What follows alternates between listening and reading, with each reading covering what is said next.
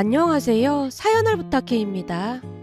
오늘의 사연을 소개하겠습니다. 그날도 여느 때와 다름없는 퇴근길이었습니다. 엘리베이터 문이 스르르 열리는 순간 복도 저편 우리 집 현관문 앞에 누군가 웅크리고 앉아있는 게 보였어요. 낯선 그림자의 발걸음이 저도 모르게 멈춰섰는데요. 그 사람이 엘리베이터 소리를 듣고는 천천히 고개를 돌렸습니다. 얼굴을 확인하던 순간 심장이 쿵하고 내려앉으며 숨이 턱하고 막혀왔어요. 멍하니 그 자리에 굳어선 채 아무 말도 할 수 없었는데요. 그 사람이 후다닥 제게로 달려왔습니다. 가영아, 우리 좀 살려다오. 그 사람은 다름 아닌 시어머님이었어요. 어머님, 여긴 어떻게 알고 오셨어요? 놀란 가슴을 진정시키지 못한 탓에 말이 제대로 나오질 않았습니다. 여기저기 확인해서 알아냈지. 근데 지금 그게 중요한 게 아니잖니.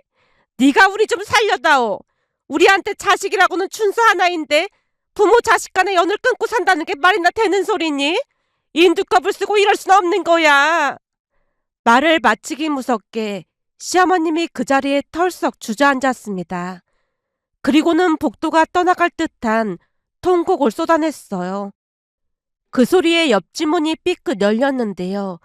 옆집 사람이 무슨 일인가 싶어 고개를 내밀고 있었기에 황급히 고개를 숙여 죄송하다는 인사를 건넨 뒤 시어머님을 집 안으로 모셨어요.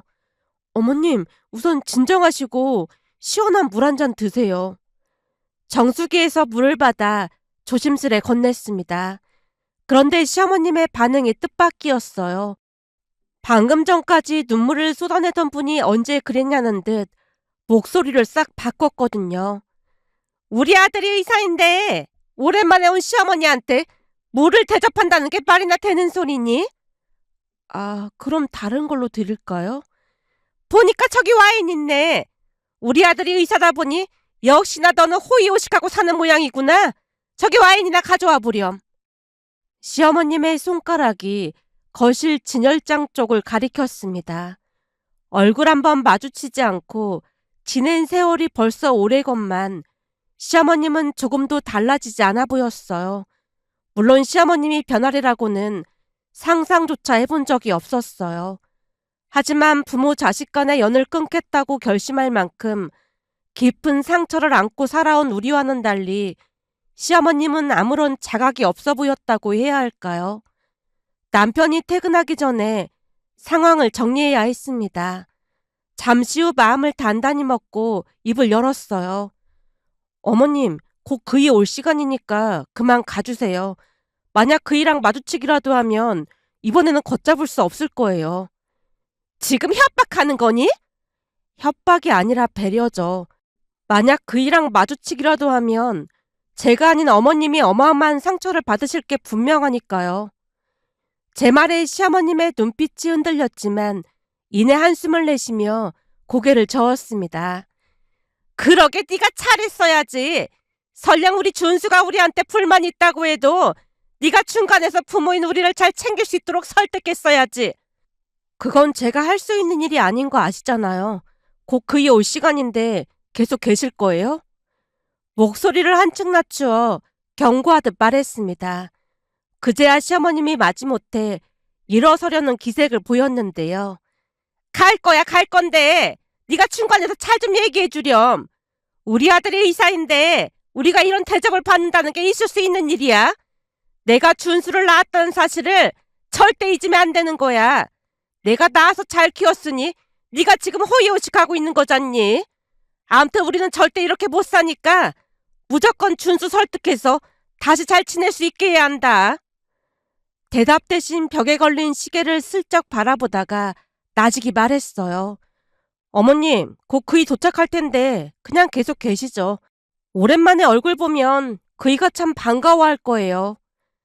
반어적인 어조로 쏘아붙이자 그제야 시어머님이 자리에서 일어났습니다. 그런데 일어나자마자 예상치 못한 행동을 했는데요. 진열장 쪽으로 성큼성큼 걸어가더니 문을 활짝 열어 젖혔어요. 그리고는 안에 놓여있던 와인 몇 개를 닥치는 대로 가방 속에 쑤셔넣기 시작했습니다. 그것만으로 끝나지 않았어요. 거실 선반 위에 제 지갑이 놓여 있었는데요. 시어머님이 그걸 낚아채더니 지갑 안에 든 5만원권 지폐를 전부 꺼내 주머니에 넣었습니다. 심지어 신용카드까지 챙기는 모습에 화들짝 놀라 빼앗으려 했지만 시어머님은 이미 현관문을 열고 나가고 있었어요. 허탈한 기분에 긴 한숨이 새어나왔습니다. 혀를 내두르다가 답답한 마음을 주체할 수 없어 엄마에게 전화를 걸었어요. 엄마, 지금 집에 누가 왔었는지 알아?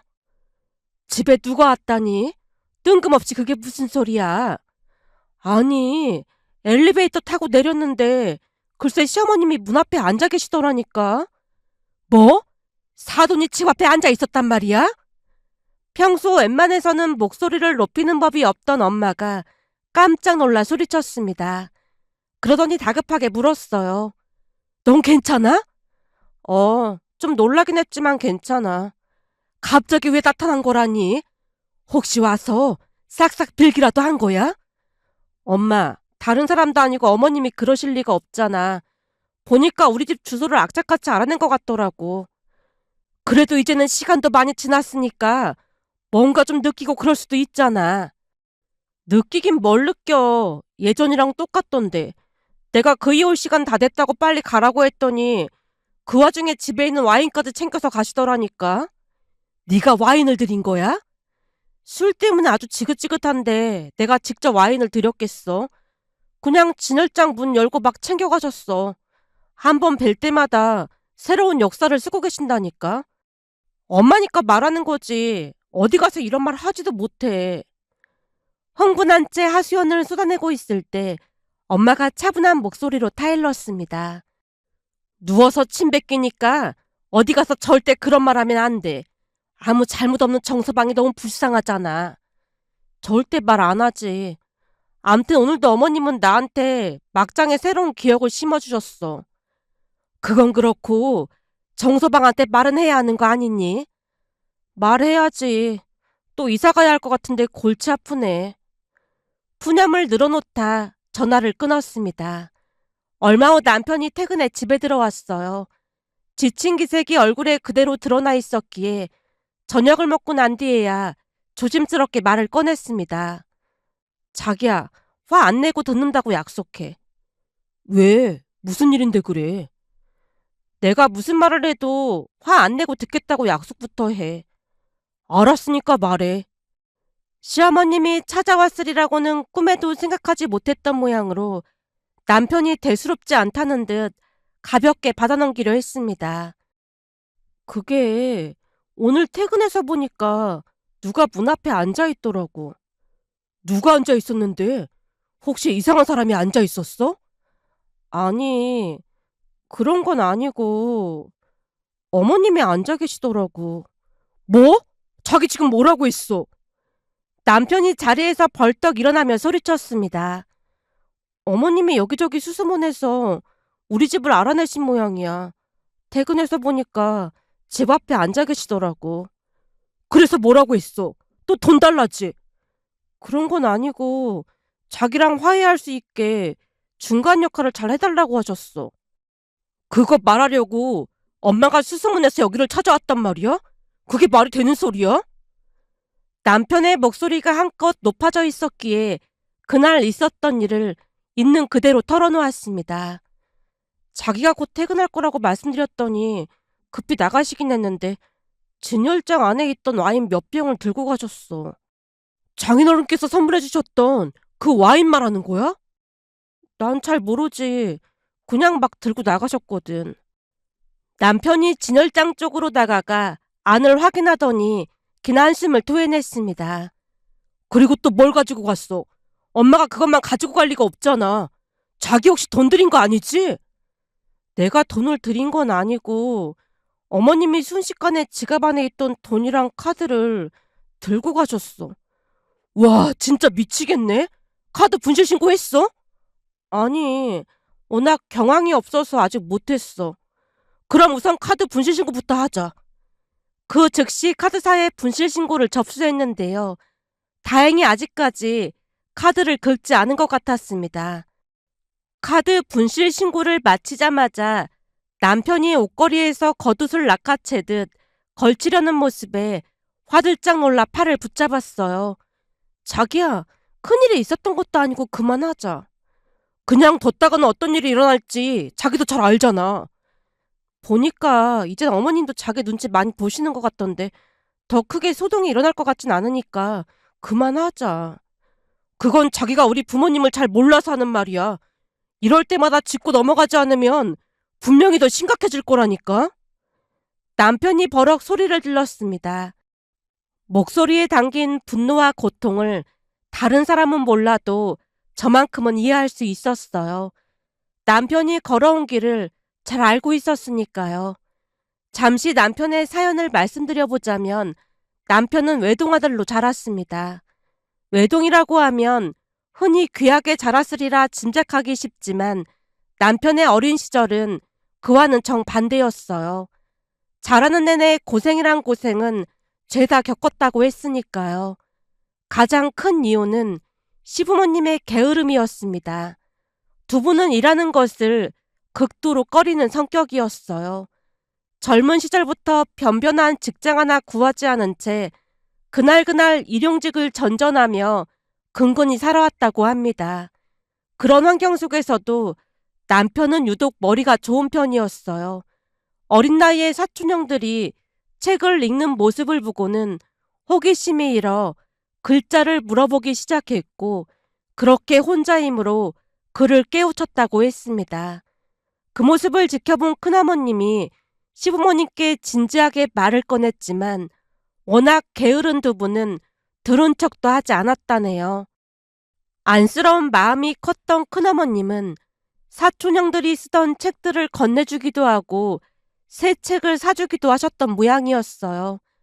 남들 다 다닌다는 학원 한번 다녀본 적이 없이 EBS 인터넷 강의만으로 공부를 했건만 남편은 늘 전교권에 드는 성적을 유지했다고 합니다. 그러다 보니 학교 선생님들도 남편에게 관심을 기울였다네요. 문제집을 구해다 주시기도 하고 이런저런 도움의 손길을 내밀어 주셨답니다. 많은 분들의 따스한 보살핌 덕에 남편은 줄곧 상위권을 놓치지 않았다고 했어요. 그런데 대학 입시를 앞두고 믿기 힘든 일이 벌어졌다네요.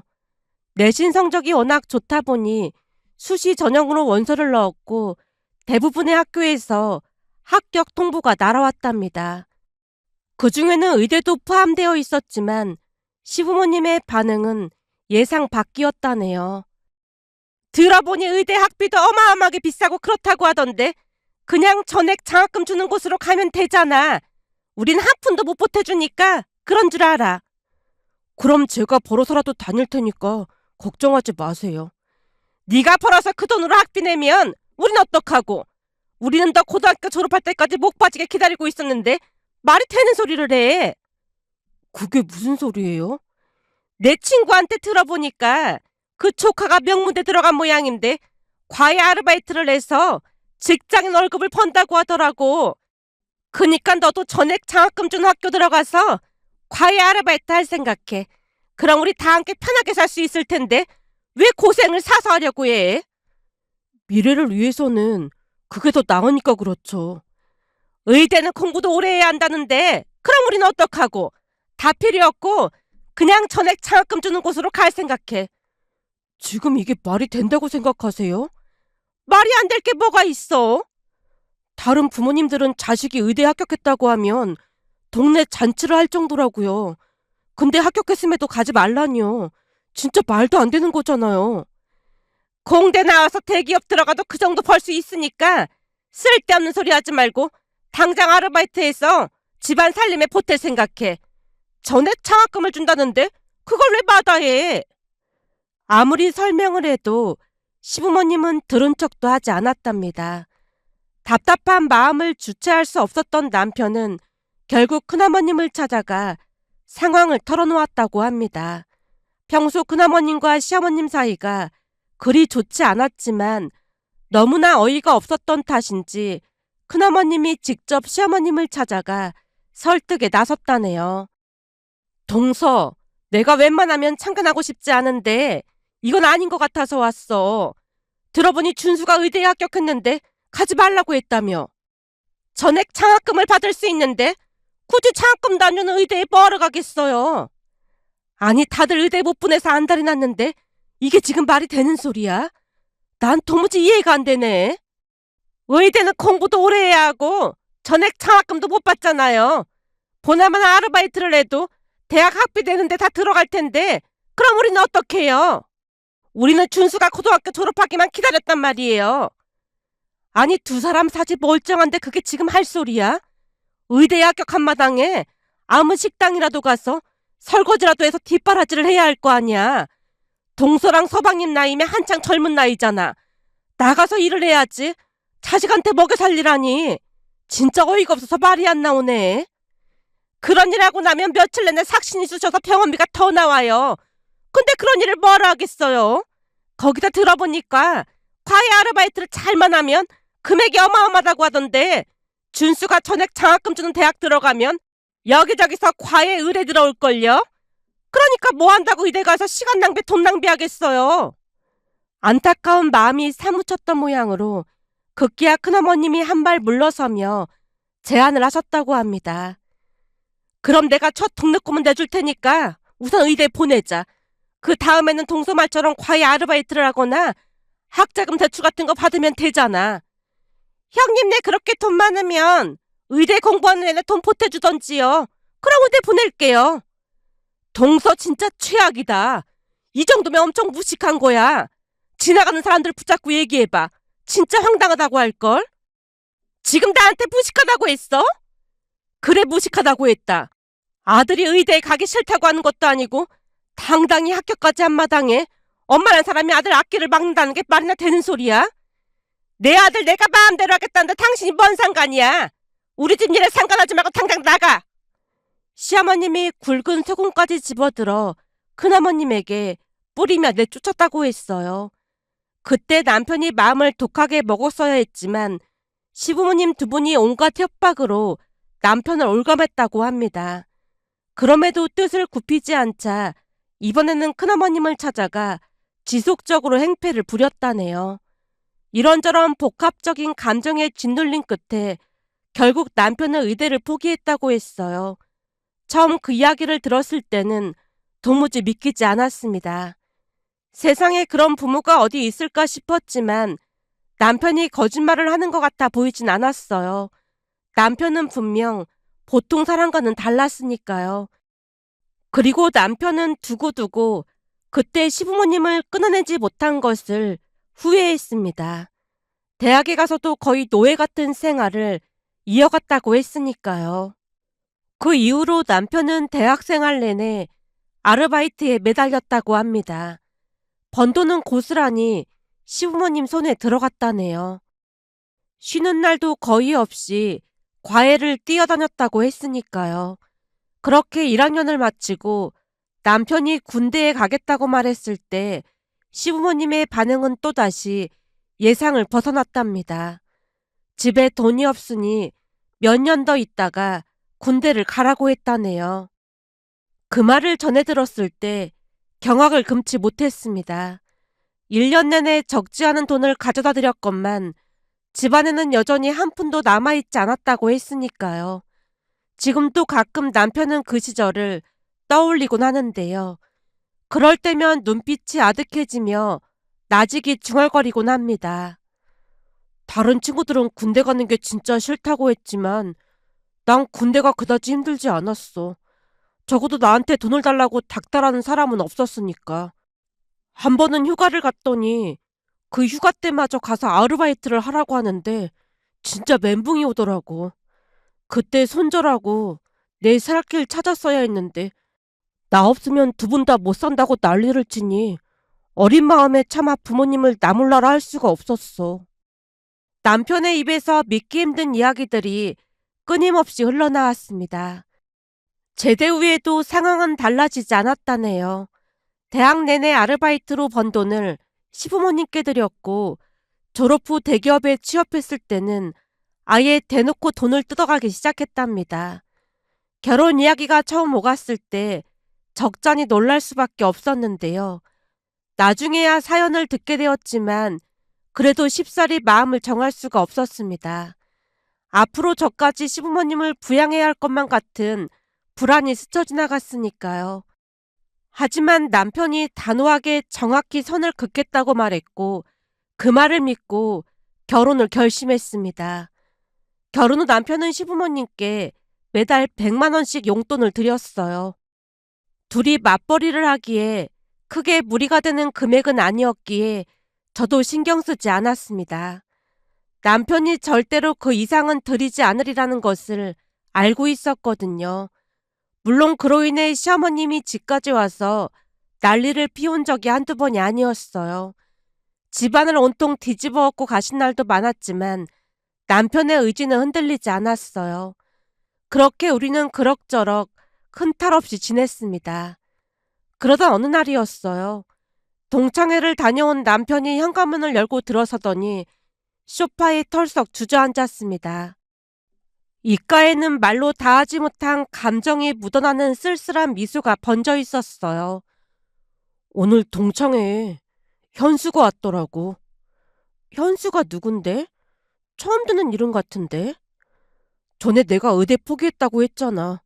그때 현수가 그 의대에 최초 합의 안 돼서 예비번호 받았었는데 등록 30분 남겨놓고 내가 포기하는 바람에 현수가 추가 합격이 됐거든. 부모님 잘 만나서 유학도 다녀오고 신수가 환해졌더라. 부모님이 개인 병원도 개원해줘서 피부과 하고 있다고 하던데 잘 되나 봐. 진짜?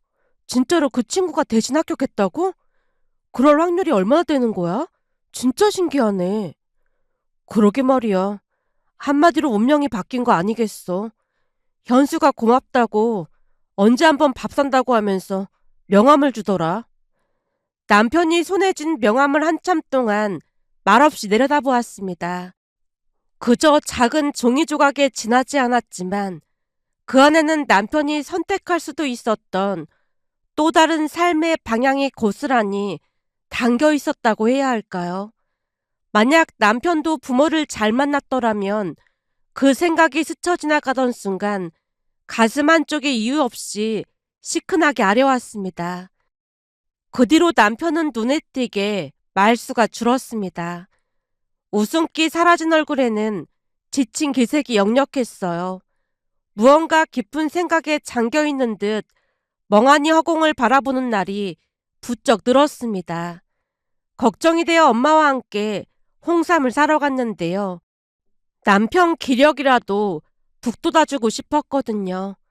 홍삼을 고른 뒤 근처 식당에 들러 밥을 먹는데 이런저런 이야기를 나누다 남편의 의대 사연을 꺼내게 되었습니다. 역시나 엄마도 크게 놀라는 눈치였어요. 그러니까 의대에 합격했는데도 가지 말라고 했단 말이야? 그게 말이 되는 소리야? 그러니까 말이야. 나도 이해가 안 되더라고. 근데 참 사람 인연이라는 게 신기했던 것이 남편이 등록 포기를 하자 같은 학교 친구가 추가 합격이 됐던 모양이야. 그것도 참 신기하더라고. 그 친구는 진짜 운이 좋았던 거네. 누가 의대를 등록 포기하겠니? 그치. 암튼 그날 동창회 다녀온 뒤로 남편 표정이 많이 안 좋아. 그때 그 친구도 왔던 모양인데 신수가 화내줬다고 하더라고. 정서방 입장에서는 진짜 마음이 안 좋았겠네. 그니까 말이야. 사람 인생은 진짜 모르는 거라고 하더니만 많이 심란한 모양이야. 엄마가 연신 안타까운 한숨을 내쉬었습니다. 그렇게 며칠이 흘렀을까요? 엄마가 집에 오라고 연락이 와서 남편과 함께 친정에 들렀습니다. 저녁을 먹고 난 뒤 엄마가 조심스럽게 입을 열었어요. 저기 어쩌다 보니까 자네 의대 얘기를 듣게 됐네. 전에 의대에 합격했었다며. 아, 네. 근데 다 옛날 일인걸요. 남편이 멋쩍게 웃으며 대수롭지 않다는 듯 손을 내저었지만 엄마가 진지한 표정을 거두지 않았습니다. 그 얘기 듣고 우리가 많이 생각해봤거든. 그래서 말인데 자네 혹시 다시 의대에 가볼 생각은 없나? 네? 지금 이 나이에요? 남편의 눈이 휘둥그레졌습니다.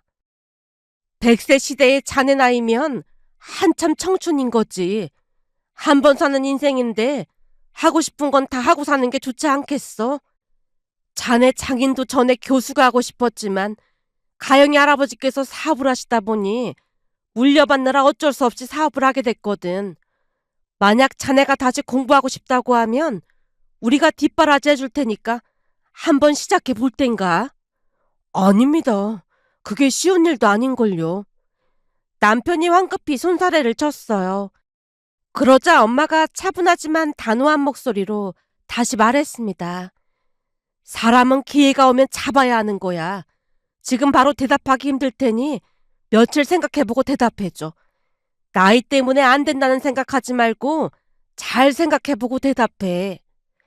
남편의 표정이 복잡하게 일렁였습니다. 고마움과 미안함, 그리고 오래전 접어둔 꿈에 대한 미련이 한꺼번에 뒤섞인 듯한 얼굴이었어요. 그날 집에 돌아오자마자 제가 먼저 말을 꺼냈습니다. 난 무조건 찬성이야. 뭐? 찬성한다고? 난 예전부터 그다지 하고 싶은 일이 없었거든. 근데 자기는 하고 싶은 게 있는 거잖아. 그럼 그냥 고 하면 되는 거야. 엄마 아빠가 뒷바라지 해주신다고 하는데 이런 기회가 어딨겠어. 그래도 너무 죄송스러워서 그렇지. 죄송하면 합격으로 보답하면 되잖아. 정말 그래도 될까? 안 될 게 뭐가 있어. 혹시 시부모님 용돈 때문에 걱정돼서 그래? 내 월급이 적지 않으니까 그건 내 월급에서 해결할 테니까 걱정하지 마. 아니야.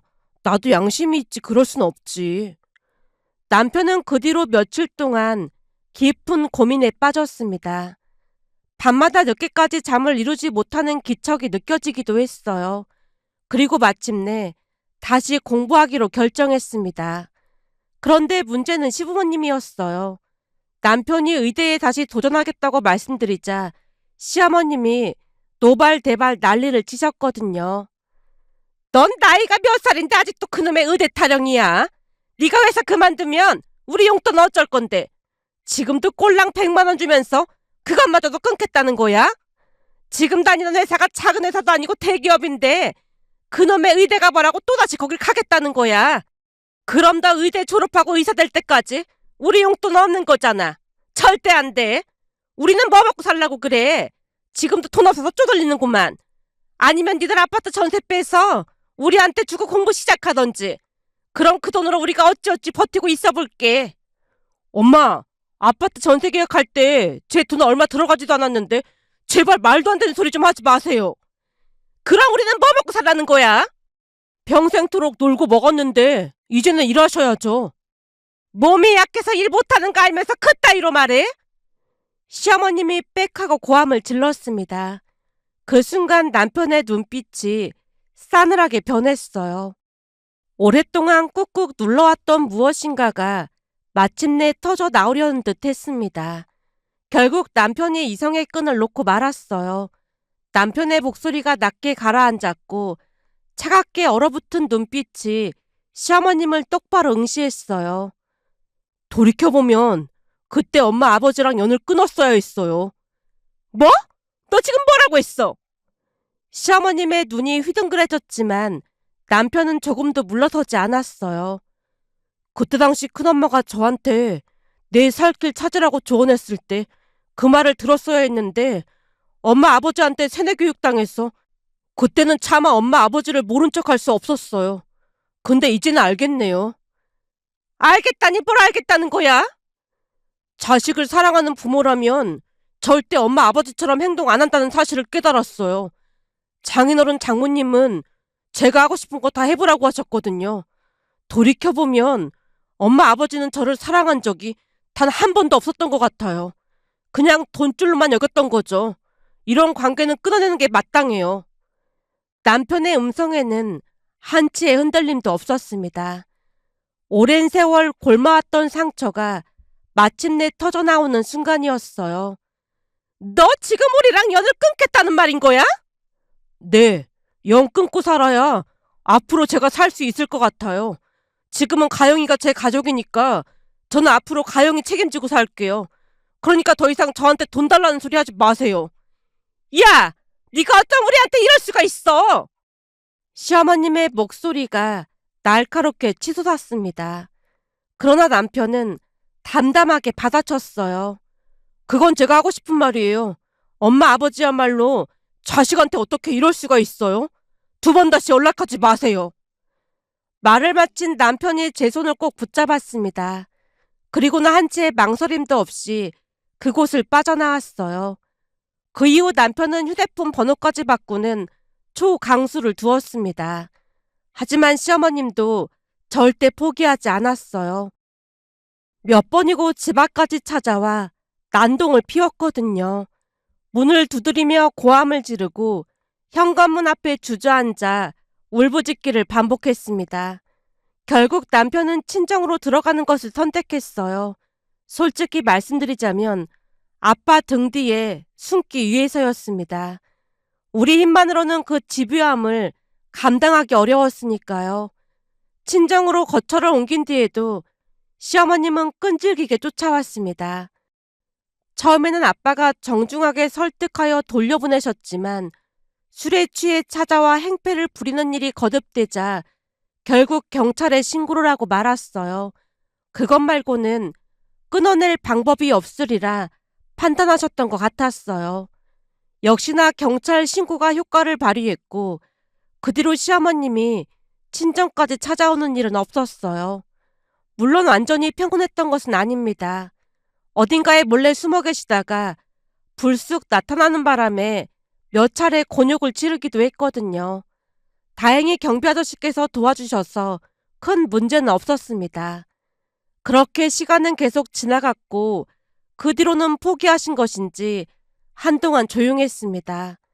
그 사이 남편은 의대에 합격했어요. 누구보다도 열심히 그야말로 혼신의 힘을 다해 공부에 매진했거든요. 새벽까지 책상 앞을 지키는 날이 허다했지만 남편의 얼굴에는 늘 생기가 넘쳤어요. 그 어느 때보다 행복해 보였으니까요. 그리고 남편은 외과를 선택했어요.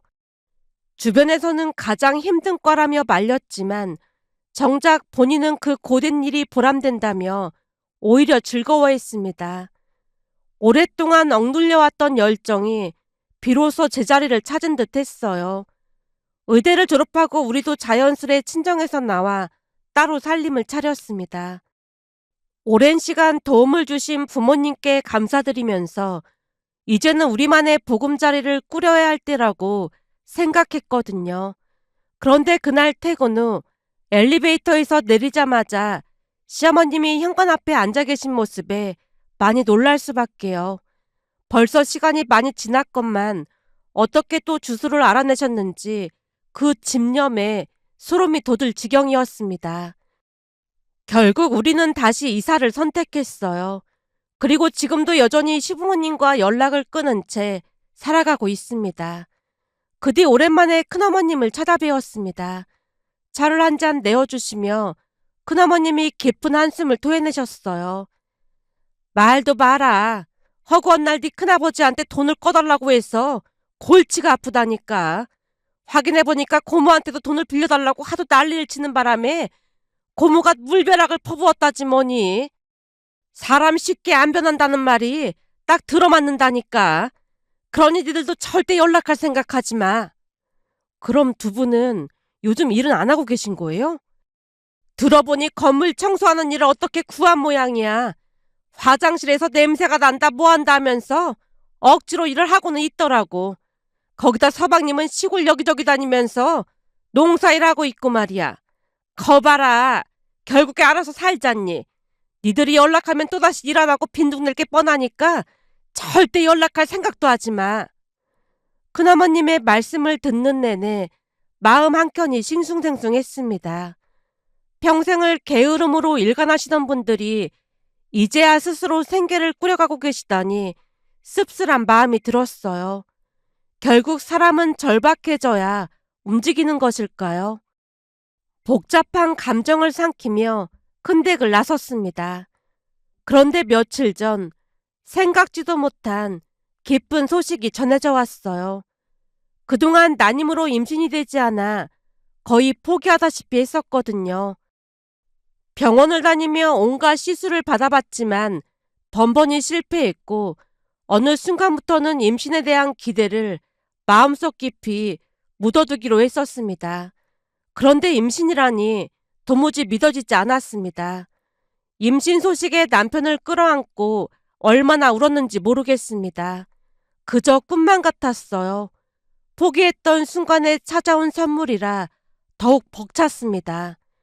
늦은 나이였지만 다행히 순산이었어요. 건강한 아이가 세상에 나와 제 품에 안겼습니다. 작고 여린 생명이 숨을 쉬고 있다는 것만으로도 눈물이 멈추질 않았어요. 며칠 전에는 새근새근 잠든 아이의 얼굴을 내려보던 남편이 나지막이 말을 꺼냈어요. 자식이라는 이유만으로 이렇게 예쁘기만 한데 우리 부모님은 도대체 왜 그랬을까? 아이가 태어나니까 더 이해가 안 되는 거 있지. 그 말에 아무 말도 하지 못했습니다. 남편 눈가에 아른거리는 물기가 보였거든요. 그 안에는 오랜 세월 응어리졌던 상처와 의문이 뒤섞여 있었습니다. 그 사이 아이가 남편의 손을 꼭 움켜쥐었어요. 순간 남편이 고개를 숙여 아이에게 속삭였습니다. 아빠가 평생 지켜줄게. 아빠가 항상 뒤에 있을게.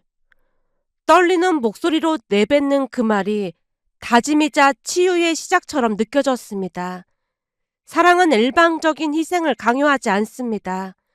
진정한 가족이라면 서로의 행복을 응원하고 더 나은 내일을 위해 기꺼이 손을 내밀어주기 마련일 테니까요. 그 누구보다도 좋은 부모가 되어야겠다고 다짐하며 이렇게 글 남겨봅니다. 오늘의 사연은 여기까지였습니다. 즐겁게 보셨다면 구독, 좋아요 부탁드립니다. 고맙습니다.